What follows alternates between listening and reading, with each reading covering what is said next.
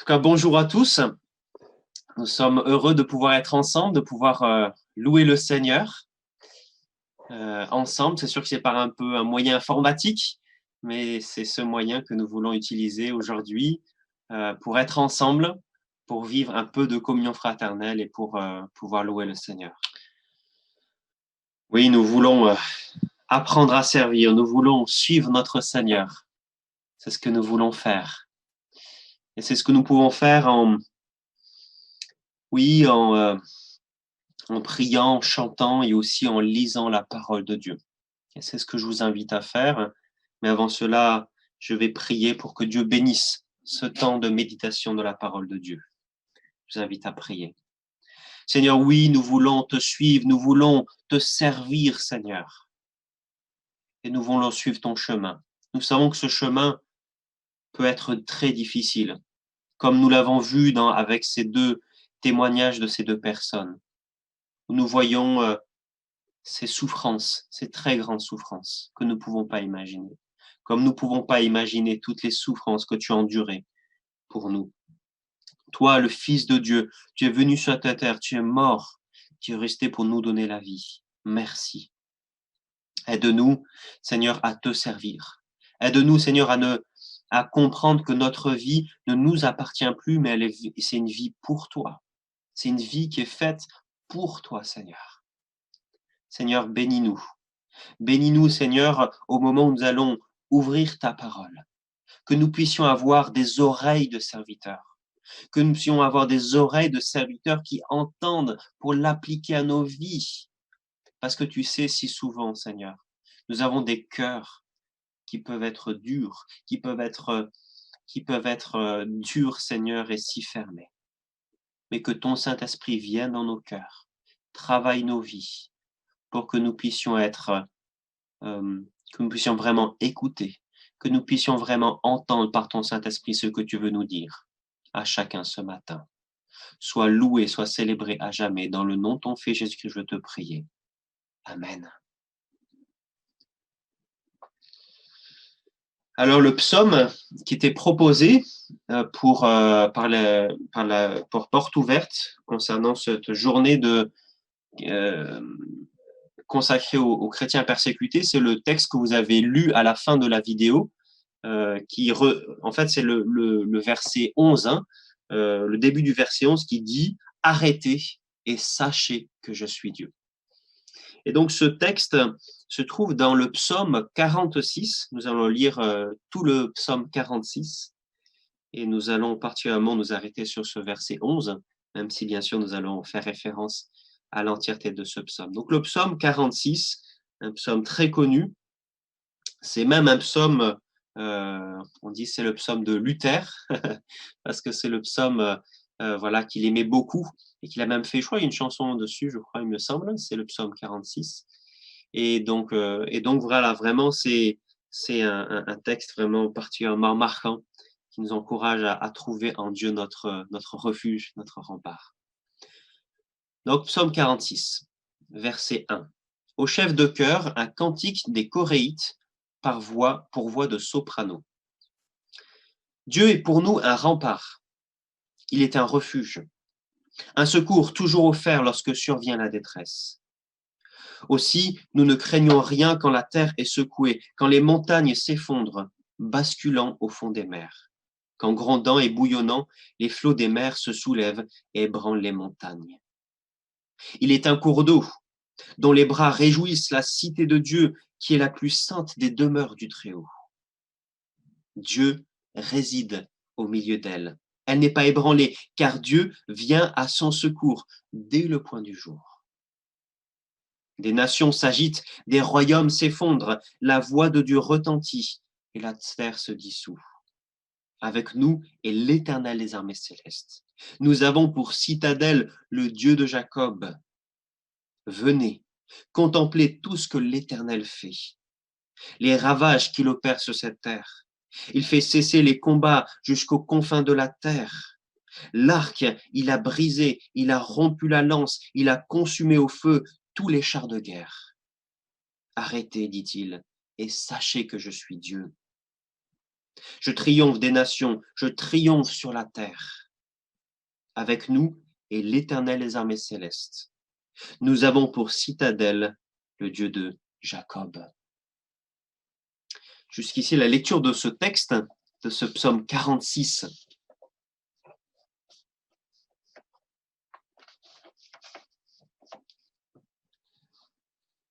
La propagation du coronavirus, du Covid-19, et ce qui a découlé, a bouleversé nos vies, je dirais, nos projets, nos vies quotidiennes, nos relations humaines, nos relations fraternelles et notre vie d'église.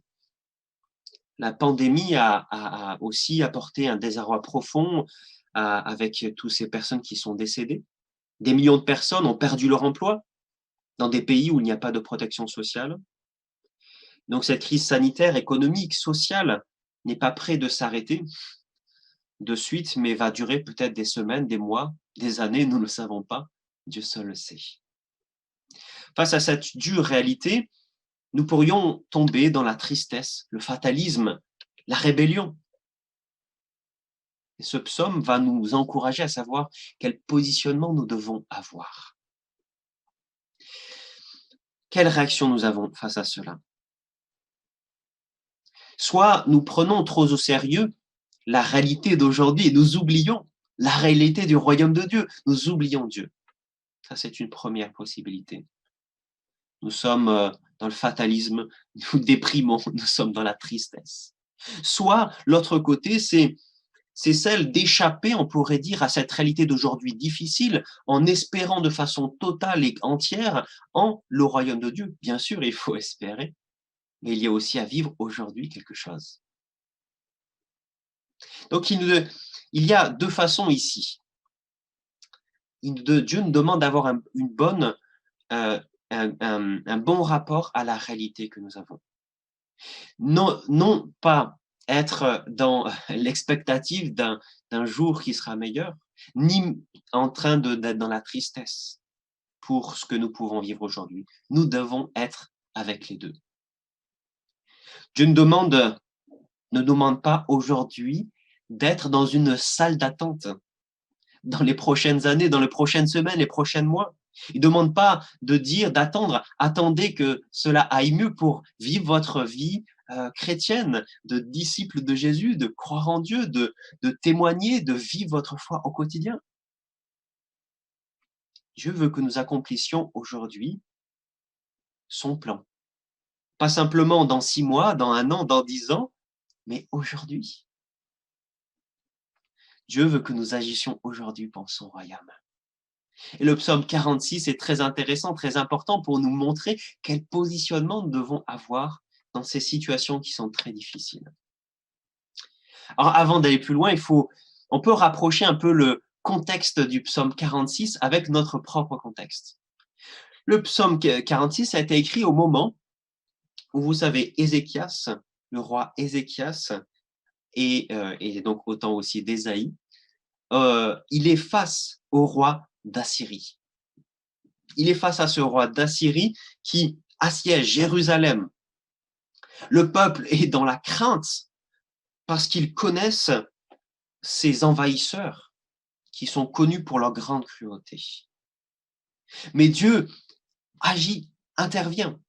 Il va faire venir son ange, un ange qui va détruire le camp assyrien, ce qui entraîne la fuite des Assyriens et qui redonne l'espoir à Jérusalem et à tout Israël. Donc nous pouvons voir un peu des similitudes. Ce psaume a été écrit dans un contexte très difficile de cette menace qui était là.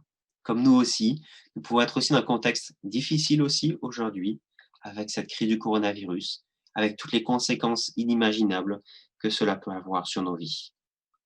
Ce psaume 46 nous dit 3 choses importantes.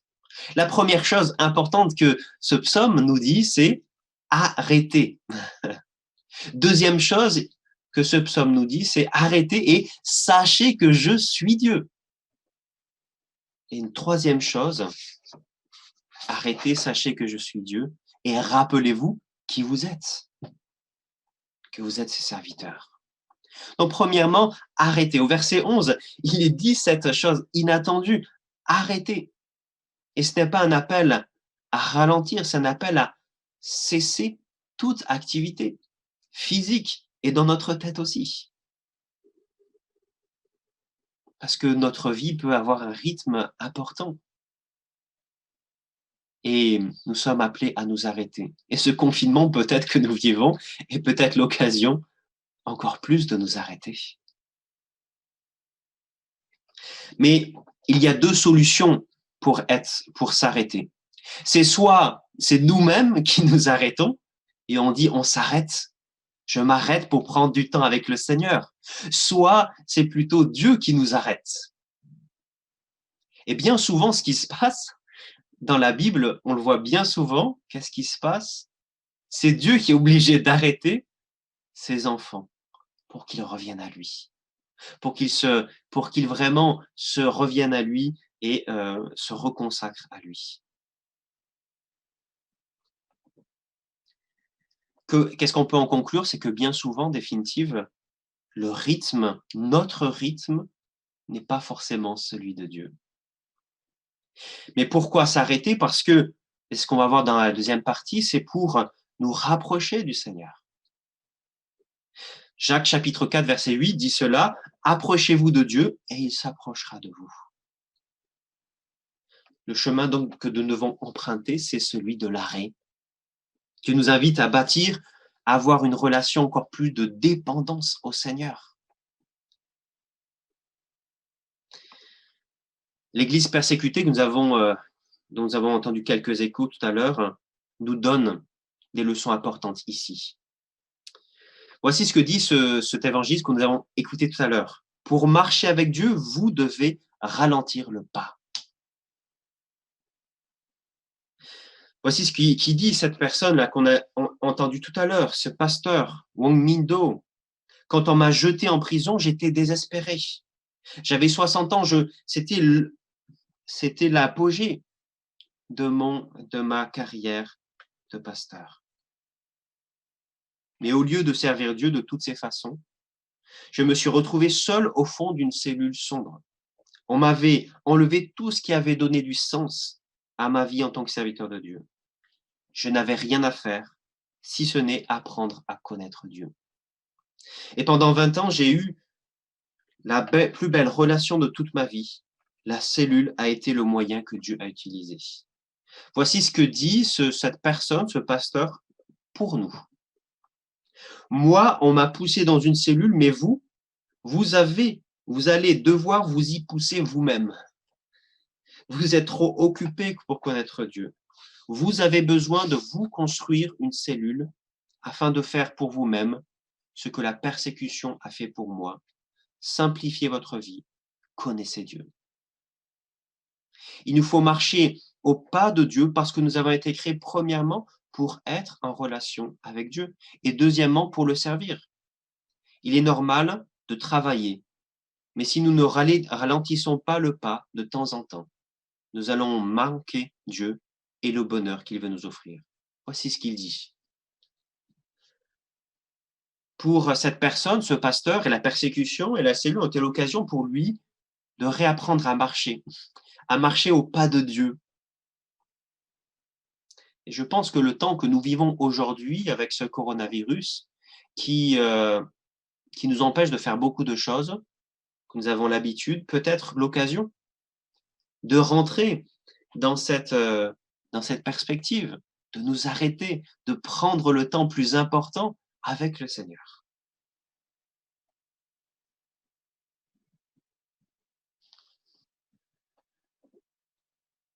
On voit aussi que Jésus n'a pas dérogé à cette règle.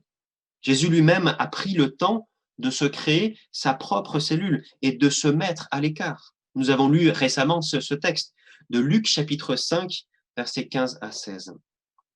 On parlait de plus en plus de lui et les gens venaient en foule pour l'entendre et pour être guéris de leur maladie. Mais lui, c'est-à-dire Jésus, se retirait dans les déserts et priait. Si Jésus avait besoin de s'arrêter, de s'isoler pour prier, nous devons certainement le faire aussi. Que ces temps spéciaux que nous vivons aujourd'hui soient l'occasion dans nos vies d'un rapprochement avec Dieu. Deuxième chose qui nous est dite ici, c'est sachez que je suis Dieu. Arrêtez-vous et sachez que je suis Dieu. Ici, dans notre psaume, on nous parle de qui est Dieu. Qui est ce Dieu que nous sommes appelés à rencontrer? Il est dit notamment que c'est un refuge toujours disponible au temps de la détresse. C'est ce que nous dit le verset 2. Et là, dans ce texte, plusieurs dangers sont expliqués. Au verset 3, des montagnes qui sont secouées, des mers qui se soulèvent, des montagnes qui s'effondrent. Mais aussi, il y a le danger des menaces militaires. Face à toutes ces menaces, rappelons-nous qui est Dieu. Je dirais que les épreuves, les difficultés que nous pouvons vivre, c'est un peu comme des vagues, vous savez. Et quand une vague, une importante vague qu'on se prend sur nous, eh ben, on est un peu sonné. Et donc, il faut un peu de temps pour... et pendant un instant, une milliseconde, on est peu perdu. On ne sait plus où on en est. Et c'est un peu pareil par rapport à l'épreuve. On peut être sonné pendant un instant, on ne se rappelait plus qui est Dieu, mais on a besoin de se rappeler qui est Dieu pour être rempli de confiance et de joie.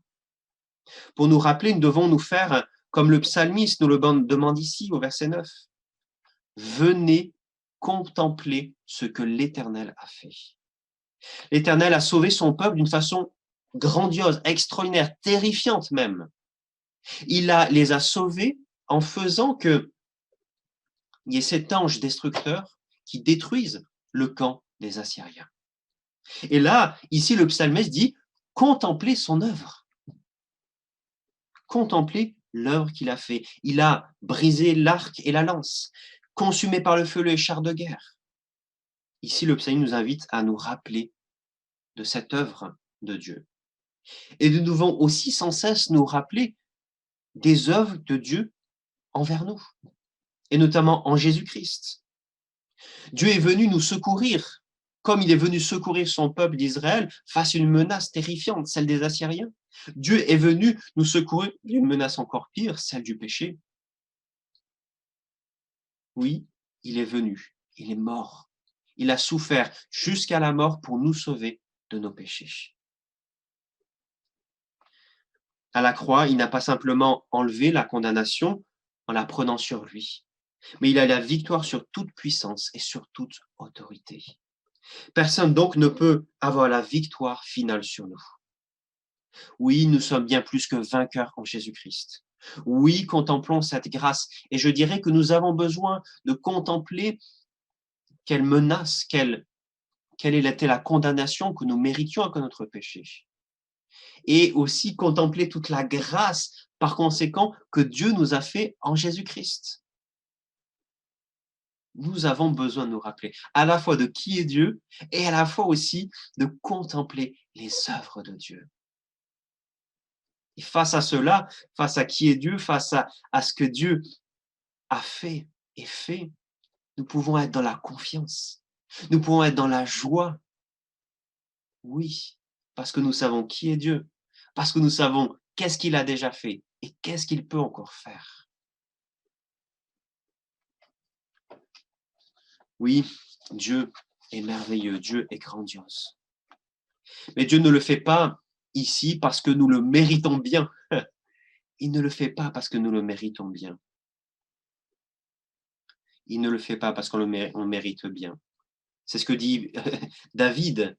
Il dit, qu'est-ce que l'homme pour que tu te souviennes de lui? On n'est rien en définitive. Si Dieu interviendra, ce n'est pas à cause de nous, mais c'est à cause de ce que Jésus-Christ a fait à la croix. Alors je voudrais vous partager un autre témoignage, celui d'Amar. Amar, un chrétien d'origine musulmane en Égypte. Il y a quelques années, il fut arrêté et torturé. Mais alors qu'il était pendu par les pouces, il ne dit rien et refusa de livrer quelque information par rapport à son réseau de chrétiens d'arrière-plan musulmans. Donc, en désespoir de cause, les policiers se sont soumirent à ce qu'ils soumirent cette personne à ce qu'ils appellent l'expérience. Ils lui dirent, personne ne survit à l'expérience. Ils le placèrent dans un caisson carré en pierre d'1,50 m de largeur sans lumière. Tous les 3 jours, on lui glissait de la nourriture et de l'eau. Habituellement, voilà ce que disent les policiers, habituellement, les gens deviennent fous. Le 8e jour, lui dirent ces joailliers, parce que le noir incessant est notre dernier ennemi à tous. Les premiers jours, Amar résista à son nouvel environnement, mais vers la fin de la semaine, il commença à craquer. Il raconte, je pleurais assis dans mes propres excréments, et les voix, oh ces voix terribles. Elle m'accusait sans interruption, jour et nuit. Elle disait que je n'avais aucune valeur. Je repassais dans mes pensées les choses terribles que j'avais faites dans ma vie. Je pleurais et je hurlais de solitude. J'ai même commencé à avoir des hallucinations. Je me voyais dans la foule quand Jésus fut condamné par Pilate et je criais « Crucifie-le, crucifie-le ». Amar sentit que sa santé mentale lui échappait, quand soudain Dieu est intervenu. Il décrit ce qu'il a ressenti alors. Un ruisseau d'eau claire et fraîche coula à travers la cellule, me lavant, parce que j'ai pris conscience que Christ m'aimait, même à ce moment-là, assis dans mes excréments, avec tous mes péchés et ma foi en miettes et ma santé mentale qui s'effritait. Je me suis rendu compte que même dans cet état, Christ m'aimait. 15 jours plus tard, lorsque ces geôliers ouvrirent la porte, ils furent stupéfaits de trouver une personne qui sentait mauvais, qui était fatiguée, mais une personne joyeuse et en bonne santé mentale. Voici le message qu'il nous livre ce matin à nous, Amar. Voici le message d'Amar pour nous.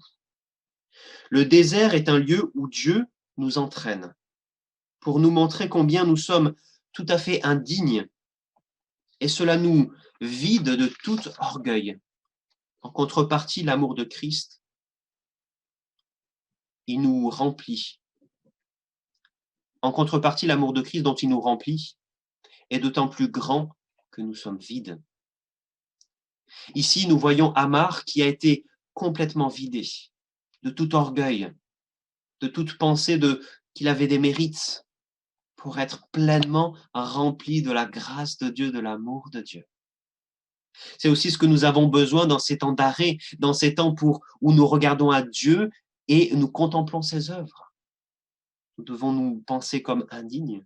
Et c'est que comme cela que nous pourrons être remplis de l'amour de Christ, remplis de la grâce de Christ dans nos vies. Oui, nous avons besoin de cela.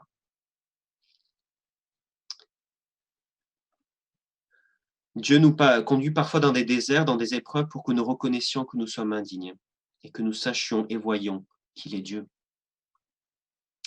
Ce que dit le verset 2 de notre psaume, Dieu est pour nous un refuge, un appui, un secours, toujours présent dans la détresse.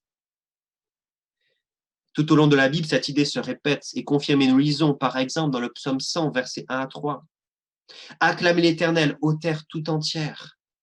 Servez l'Éternel avec joie, entrez en sa présence avec des chants joyeux. Sachez que c'est lui seul l'Éternel qui est Dieu. C'est lui qui nous a fait, nous lui appartenons et nous sommes son peuple, le troupeau de son pâturage. S'arrêter nous permet non seulement de comprendre qui est Dieu, mais aussi qui nous sommes. Et donc, à la suite de ce que je vous ai dit sur le fait que nous étions indignes, le fait qu'il faut se débarrasser de tout orgueil, nous permet de nous comprendre en fait comme des serviteurs inutiles, dans le sens que c'est Dieu qui en fait nous rend capables de faire les choses. Et c'est Dieu qui fait de nous des serviteurs véritablement utiles pour son service. En face d'une telle grâce, choisissons une attitude de reconnaissance, quelle que soit l'épreuve que nous traversons. Si Dieu nous arrête, et c'est peut-être la seule chose que je veux que vous reteniez peut-être de ma prédication, si Dieu nous arrête, c'est qu'il a quelque chose à nous dire pour nous bénir et nous faire grandir. Si Dieu nous arrête, c'est peut-être qu'il a quelque chose à nous dire pour nous bénir et nous faire grandir. Que Dieu nous révèle ce qu'il veut nous faire apprendre, nous apprendre à travers ce temps de coronavirus. Que Dieu se révèle et nous montre ce qu'il veut nous apprendre pour nous bénir et nous faire grandir dans la sanctification et pour être de meilleurs serviteurs de Dieu. Ce psaume donc nous invite à faire un choix, prendre l'attitude de Jésus qui s'isolait régulièrement pour rencontrer le Père ou attendre que Dieu lui-même nous impose une période d'arrêt forcé. Notre vie, bien souvent beaucoup trop agitée, même notre service pour Dieu peut devenir effréné à l'exemple du pasteur Wang Mingdo avant son incarcération. Dieu veut nous offrir l'immense privilège de passer plus de temps avec lui. Que Dieu nous aide à profiter de ce temps que nous avons, qui est différent, ça c'est sûr et certain, qui peut être même plus occupé peut-être, mais que nous puissions utiliser ce temps spécial, différent de d'habitude, pour passer plus de temps avec le Seigneur, pour savoir ce que Dieu veut nous dire, pour nous rendre compte que nous sommes bien indignes de sa grâce et que nous puissions être de meilleurs serviteurs consacrés à Dieu. Oui, que Dieu soit loué et célébré à jamais pour tout ce qu'il peut nous apprendre par chacune des événements qui peuvent se passer dans nos vies. Amen. Je vous invite à un temps de silence, petit temps de silence, et après je finirai par la prière. Donc simplement 1 minute de silence, après je prierai.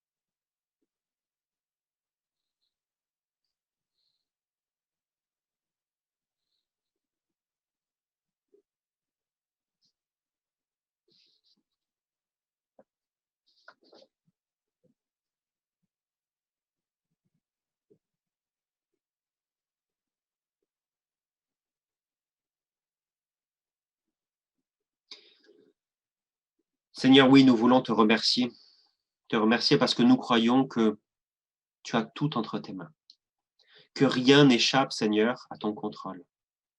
Aide-nous, Seigneur, dans ces temps si particuliers que nous vivons aujourd'hui, que nous puissions nous prendre le temps de nous arrêter, de prendre le temps, Seigneur, d'écouter ce que tu veux nous dire.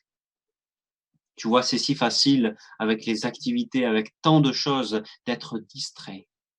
Aide-nous à nous arrêter. Aide-nous à t'écouter, Seigneur. Seigneur, aide-nous aussi à véritablement contempler qui tu es. Contempler, Seigneur, tes œuvres pour être confiant dans la joie, dans la tranquillité face aux épreuves que nous pouvons vivre. Parce que nous savons qui tu es, nous savons ce que tu as fait déjà. Et donc nous pouvons être confiants. Seigneur, oui, dans ces temps que nous vivons, que nous puissions apprendre à discerner ce que tu veux nous dire. Ce que tu veux nous dire pour nous bénir et pour nous faire grandir. Oui, Seigneur, bénis-nous chacun, Seigneur. Chacun on le vit différemment, c'est un peu spéciaux que nous vivons.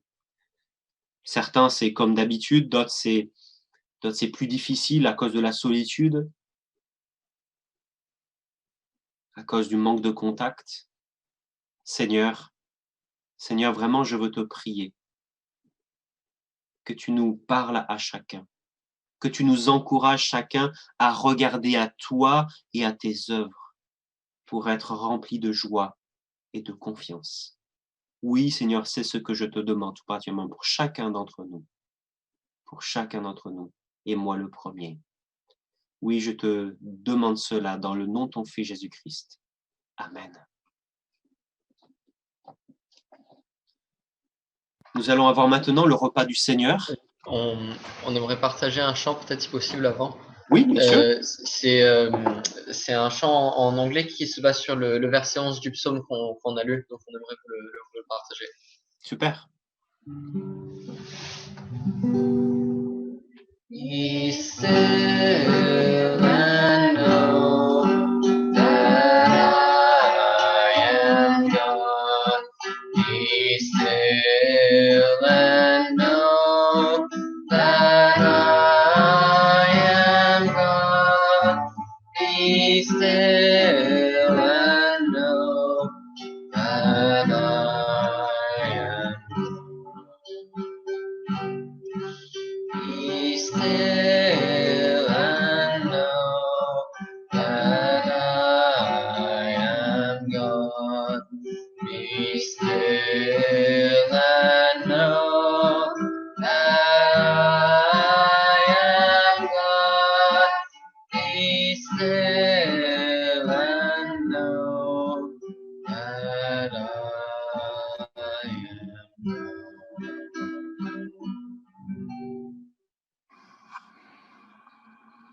Oui. Arrêtez et reconnaissez que je suis Dieu. Merci Paul et Catherine pour ce chant. Merci beaucoup. Je vous souhaite à tous une bonne journée, que Dieu vous bénisse. Bonne journée à toi. Peut-être que quelqu'un peut finir, peut-être en priant, peut-être. Est-ce que Jean-Claude, tu veux bien finir en priant pour clôturer, demander à Dieu de bénir notre Église, chacun d'entre nous? Oui, nous voulons te remercier encore pour ce culte, pour ce matin. Mes frères et sœurs, Seigneur, bénis chacun d'entre nous, Seigneur, bénis nos familles respectives. Que ta grâce et ton bâton de bénédiction de toute la semaine aussi, Seigneur, jusqu'aux semaines prochaines aussi, Seigneur. Merci encore de bénir l'Église aussi, Seigneur, pour toutes choses, Seigneur. Tu ajoutes aussi d'autres personnes dans l'Église, Seigneur. Nous voulons te remercier parce que ta mère toujours nous soumet. Et nous sommes vraiment contents de tes enfants, Seigneur. Oui, tu ne sommeilles pas. Oui, tu es là. Que ton nom soit béni encore ce matin et que nous tous puissions être vraiment cette lumière qui nous est donnée au nom de Jésus. Nous te remercions. Amen. Amen. Amen. Merci. Merci beaucoup à tous. Bonne journée à vous, à chacun d'entre vous. Que Dieu vous bénisse. Et voilà, et à bientôt, à mardi pour l'étude. Bon dimanche. Merci beaucoup encore pour votre anniversaire. Bonne journée.